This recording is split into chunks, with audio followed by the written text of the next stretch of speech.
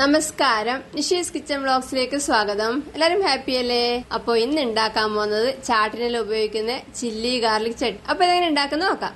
ഞാനിവിടെ ഒരു 5 പിരിയൽ മുളക് എടുത്തിട്ടുണ്ട്.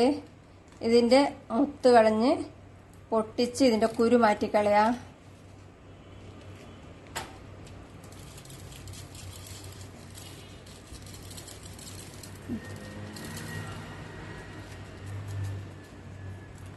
ഇതൊരു ബൗളിലേക്ക് മാറ്റാം.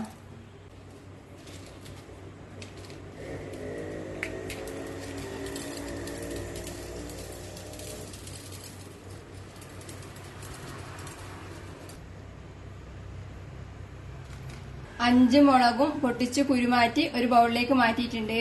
ഇനി ഇതിലേക്ക് നല്ല ചൂടുള്ള വെള്ളം ഒഴിച്ച് ഒരു അരമണിക്കൂർ കുതിർത്ത് വെക്കാം.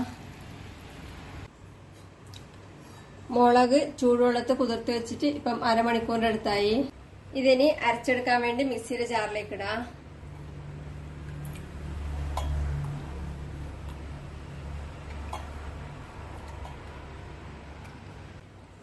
മുളകെല്ലാം ജാറിലേക്ക് ഇട്ടിട്ടുണ്ട്. ഇനി ഇതിലേക്ക് വെളുത്തുള്ളി ചേർക്കണം. ഞാനൊരു 15 അല്ലി വെളുത്തുള്ളി എടുത്തിട്ടുണ്ട്. ഇത് എളുപ്പത്തിൽ അരഞ്ഞു കിട്ടാൻ വേണ്ടി രണ്ടായി മുറിച്ചിട്ടുണ്ട്. ഇതിലേക്ക് ഇട്ട് കൊടുക്കാം. ഇതിലേക്ക് ആവശ്യത്തിന് ഉപ്പ് ചേർക്കാം. കല്ലുപ്പുണ്ടും കല്ലുപ്പ് ചേർക്കാം. ഞാനിപ്പോ കല്ലുപ്പ് എടുത്തിട്ടുള്ളത്. 1/4 ടീസ്പൂണിനേക്കാളും കുറച്ച് ബ്ലാക്ക് സാൾട്ട് ചേർക്കാം. 1/4 ടീസ്പൂണിന്റെ പകുതി ചെറിയ ജീരകം വറുത്ത് പൊടിച്ച് ചേർക്കാം. 1/4 ടീസ്പൂണിനേക്കാളും കുറച്ച് പഞ്ചസാര ചേർക്കാം. 1 ടീസ്പൂൺ ചെറുനാരങ്ങ നീര് ചേർക്കാം. ഇനി ഇതെല്ലാം കൂടി ആദ്യം ഇങ്ങനെ തന്നെ വെള്ളം ചേർക്കാതെ അരച്ചെടുക്കാം. ഇപ്പോ എല്ലാം കൂടി വെള്ളം ചേർക്കാതെ അരച്ചെടുത്തിട്ട് ഇങ്ങനെയുണ്ട്. ഇനി ഇതിലേക്ക് കുറച്ച് വെള്ളം ചേർത്ത് അരച്ചെടുക്കാം.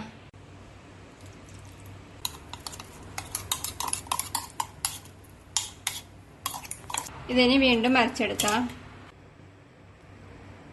ഇപ്പോ എല്ലാം കൂടി വെള്ളം ചേർത്ത് അരച്ചെടുത്തിട്ടുണ്ട്.